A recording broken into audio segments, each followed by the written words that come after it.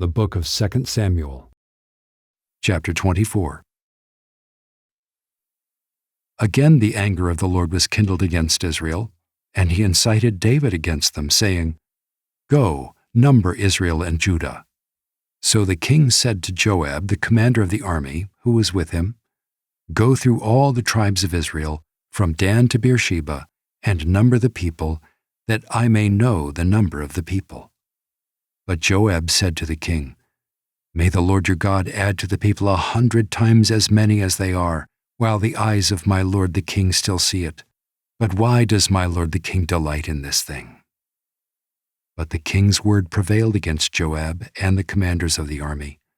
So Joab and the commanders of the army went out from the presence of the king to number the people of Israel.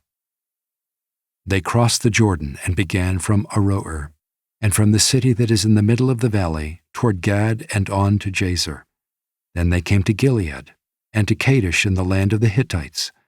And they came to Dan, and from Dan they went around to Sidon, and came to the fortress of Tyre, and to all the cities of the Hivites and Canaanites. And they went out to the Negev of Judah at Beersheba. So when they had gone through all the land, they came to Jerusalem at the end of 9 months and 20 days. And Joab gave the sum of the numbering of the people to the king. In Israel there were 800,000 valiant men who drew the sword, and the men of Judah were 500,000. But David's heart struck him after he had numbered the people, and David said to the Lord, "I have sinned greatly in what I have done.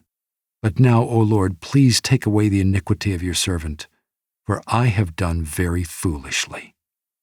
And when David arose in the morning, the word of the Lord came to the prophet Gad, David's seer, saying, "Go and say to David, Thus says the Lord, 3 things I offer you.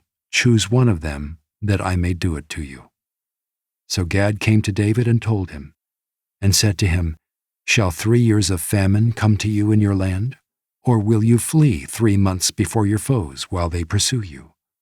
Or shall there be 3 days' pestilence in your land? Now consider and decide what answer I shall return to him who sent me." Then David said to Gad, "I am in great distress.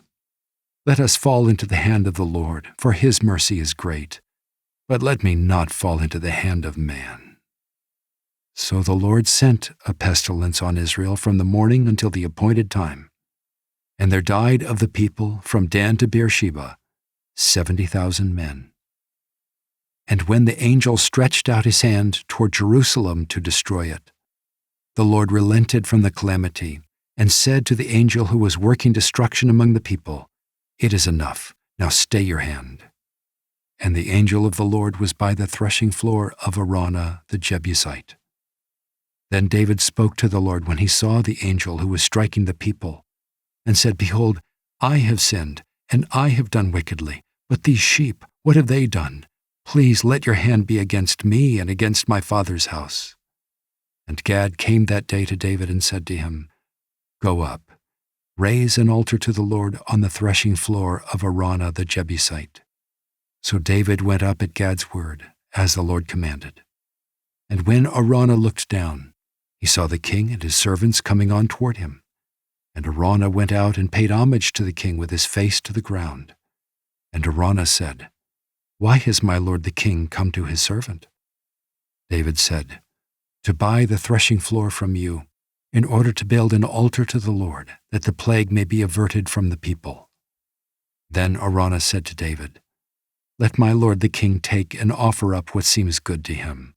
Here are the oxen for the burnt offering, and the threshing sledges, and the yokes of the oxen for the wood. All this, O king, Araunah gives to the king." And Araunah said to the king, "May the Lord your God accept you." But the king said to Araunah, "No, but I will buy it from you for a price.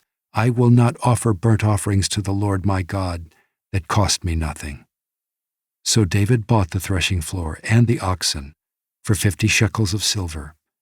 And David built there an altar to the Lord, and offered burnt offerings and peace offerings. So the Lord responded to the plea for the land, and the plague was averted from Israel.